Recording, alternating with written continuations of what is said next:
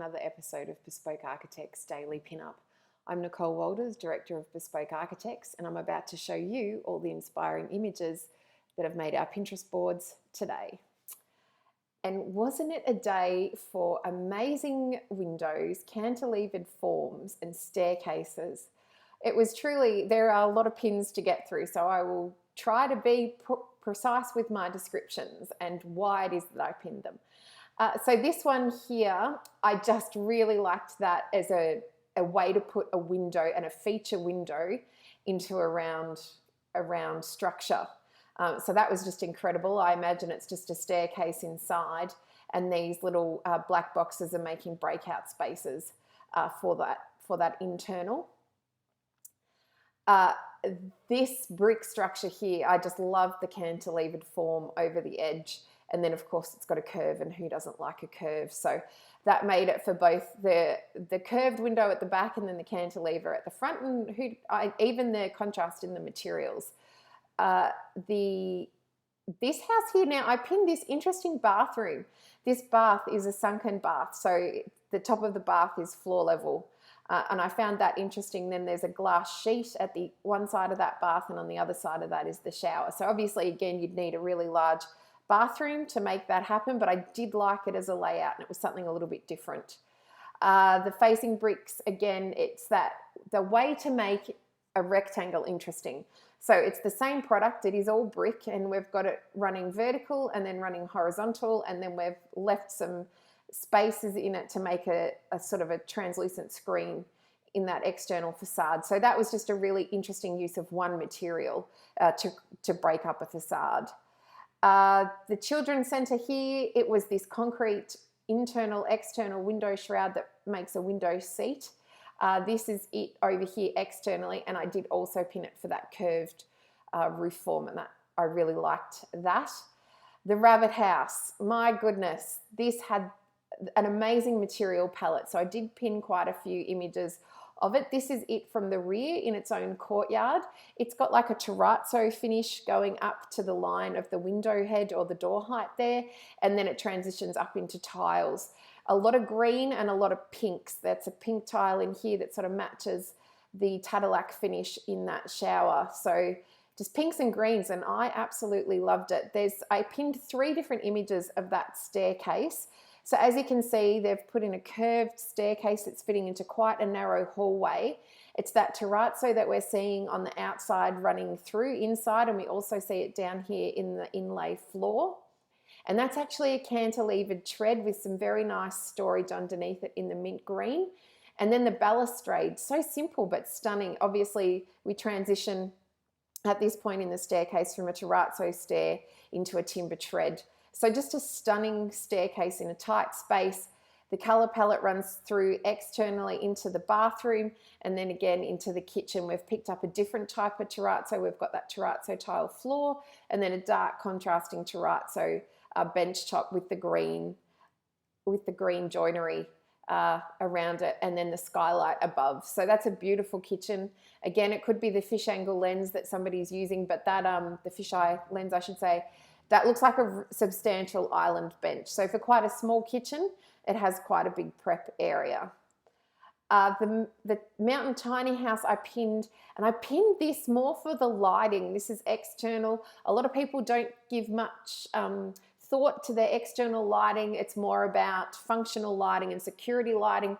Whereas as you can see on this product, this photo rather, we've got some really interesting up lighting, and all it is doing is simply making a feature of that end wall of this structure. And then we can see light coming from the inside into this very minor vaulted brick ceiling. And then again, there's lighting over here on this fence that's pointed directly at the landscaping. And then we have some actual pedestrian foot lighting over there on that image. So it's just a really nice image of different ways to do external lighting, where it's not just a spotlight, and it's not just a spotlight on a motion sensor, or it's not just a down light, which is, the sort of the most, I guess, conventional ways of lighting externally. This one I pinned, again, another staircase. This one's slightly different. So you've got your half height riser, or your 1 riser, 2 riser. So each foot is doing a different step. That's really interesting. So that's why that made the board. how exquisite is this fireplace, or a suggestion of a fireplace. It's just stunning the way that wall just parts ever so slightly. I'm going to guess perhaps an ethanol burning fire. There certainly doesn't appear to be a flue. Just be mindful, of course, that too much heat is going to warp the wall, but as a look, amazing. Don't know how functional it is, though, for actually heating that space. The W house had a really interesting step. We used a lot of rope in their design. They used rope on the staircase for the balustrade. Over here, you catch a glimpse of the pendant light over the dining room table was also rope. And then they had a lot of swings and things suspended from ceilings and stuff, also using rope. So rope was a really big material feature in this property. This is it from the front. Again, exquisite sort of parapet forms facing the street. Car parking in this instant is just merely parking on this paved section. And then we've got this feature stone, some metalwork, a timber screen, and some concrete. I mean, just a really great composition of materials. And again, rope was something different. And then this is interesting. So this is this solid wall that I can see here. This is it on profile, and behind that is a lot of glass. And on the other side of the glass is actually the staircase. So it's quite an interesting layered facade, and then it allows this gardening, but it's providing privacy from the street. So I really enjoyed that as a design solution around fencing, and what does that mean, and how do you incorporate fencing that actually matches the house, as opposed to we built the house and we added the fence as an afterthought later when we found a bit more money for our landscaping. The Mountain Tiny House, this was just a cute little kitchen. It's concrete waterfall bench, timber inlay, timber up the top in the overheads, quite simple, but then the material palette carries across, and we're using it for our dining room, which has obviously got seats on casters, making it movable. And then we have a built-in lounge over this side using that same material palette. And that was it externally with the beautiful lighting. So it made it for two, and you can see that slightly vaulted brick ceiling. It's just a great material palette internally for that little property. More stairs again, external again. These are just white treads. You can see the first one is actually pavers, and then it goes up and it's just suspended from this structure above, and there's a door below that. So just an interesting stair composition. One's assuming it's leading up onto a balcony up here from that planting, and I can see a window below. I pinned this one as a window seat, but again, interesting use of materials. We've got plaster and then a tiled dado portion which runs into that window seat area. Obviously, it's a historic property, but it's just an interesting design solution and an interesting composition of materials. I pinned this one for the shower. It's a shower cubicle inside a bathroom. We can see that it's got the hob where you step in, and just the old school mosaic tiles. It's sort of it's definitely a throwback to a bygone era on shower design, but I really quite enjoyed the way it made the toilet, which is hiding at the end of that wall, private, but the skylight that's above is throwing light down onto that toilet. And then we've got this interesting wall light. So I just found it a really nice shower, something a bit different, hence why it's made the board inspiration. Loving the multi-level on this house, and then the interplay with the windows. So that is why the Costa Lima made the board today. Back to the interesting shower property, I just really enjoyed this furniture piece for the dining room. So simple, so elegant, really loved it. And again, the styling for this photo where we've got our pendant light above and then our bowl of red apples. It's just a really gorgeous looking dining setting. This is it again. And again, we mentioned it yesterday, the screen between the kitchen and the living space when we're doing that open plan dining kitchen, and we don't necessarily want to have direct access, but we want to have that continuity and be able to talk to people. I found that really interesting as a solution. The Corpo Santo 6, this is had some really interesting design solutions in it. This is the end of a bed, and this slatted portion here is actually a sliding door. So it looks like the same material, it slightly gets lighter. I just really liked that. I'm assuming it's a walk-in robe or an ensuite behind it. And then the same property just, we touched on it yesterday, that sort of, when you've got that sculptural vanity that goes into your powder room, it has no storage, no functionality, but just as a piece on its own looks stunning. And then obviously they've done a timber shutter above that, and I would be curious to see it shut to see whether that actually put a mirror on the other side of that. And then in their roof space in that same property, we can see the roof angle here. Here it is again here. They've done these built-in bookcases, which I really enjoyed. So that's why that one has made the board. I pinned this one, again, another staircase. I really just enjoyed the fact that this one sheet of glass and then this concrete stair and then the feature concrete wall on the inside. So that's why that one's made the board. The all black modern house, despite its name, is not. I really loved this powder room. So it's throwing again to those pinks and greens that we're seeing up on the White Rabbit house. Green toilet, green matching hand basin, pink tile wall. Quite a strong brass finish there on the plumbing, but overall really love that as a cute little powder room, and it's not your standard whites and blacks and whites. So that's why that made the inspiration board today. As did their staircase. It really was a day for staircases for me. So this was a plywood, solid plywood balustrade, and we can see the underside of the treads, and then we've got some storage underneath. So really enjoyed that. Loved the island bench with the booth seating on the back of it. I have done it before. I did it in Bespoke renovation. It must have been number 8 or 9. I did something similar where I was renovating an existing space and I didn't have the room to create the open plan kitchen, dining, living.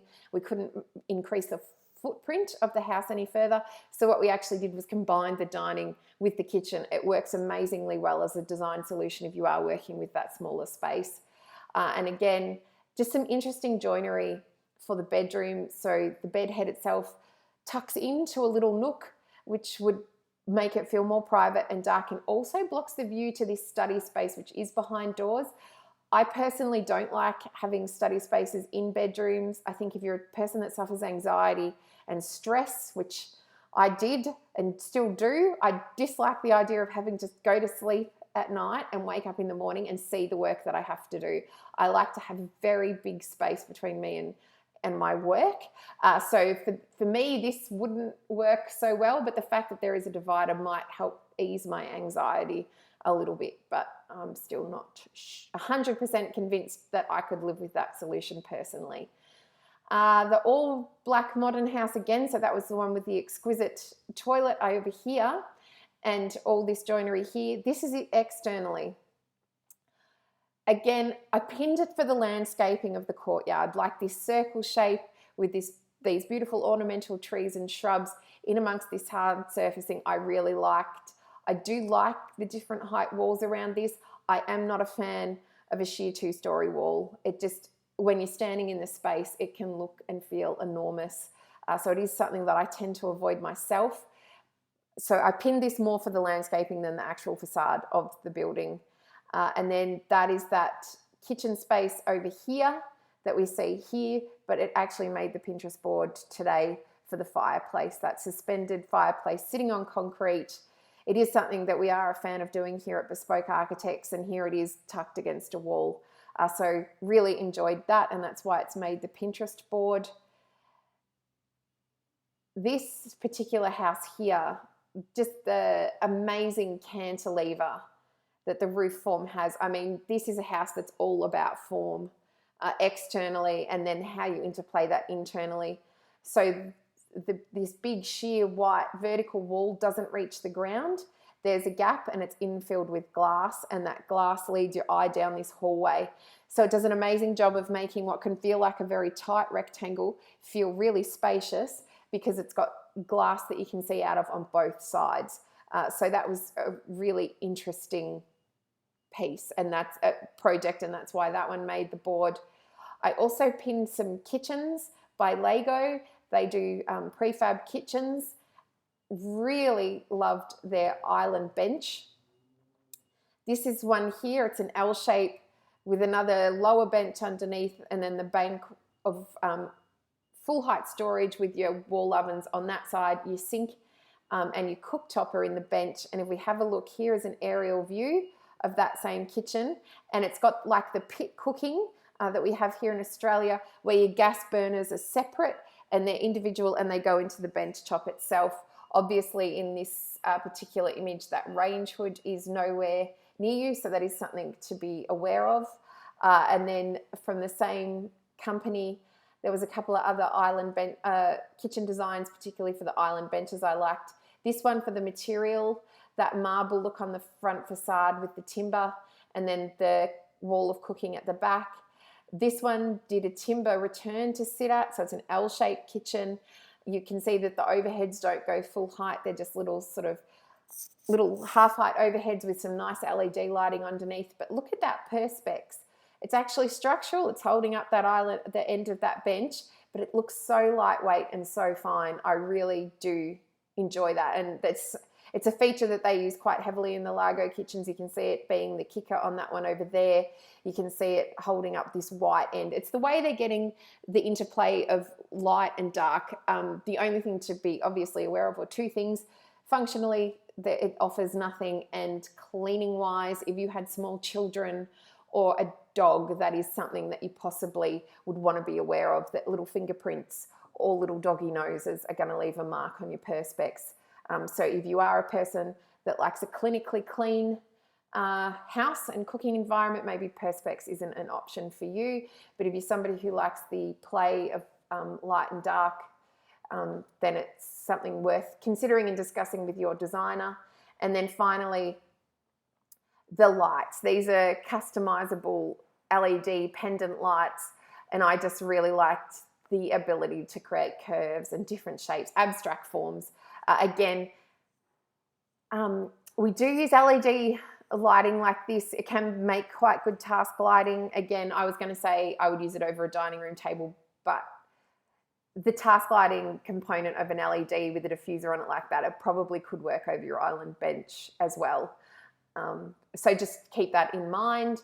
That was everything exciting and interesting that we saw on the internet today. We have put it up on our Pinterest boards. We are Bespoke HQ on Pinterest.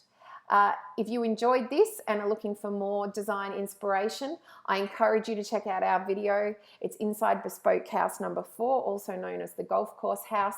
As you can see, we do cantilevered concrete with cantilevered concrete steps. We have the cantilevered concrete fireplace with the planter boxes that I've discussed in other videos.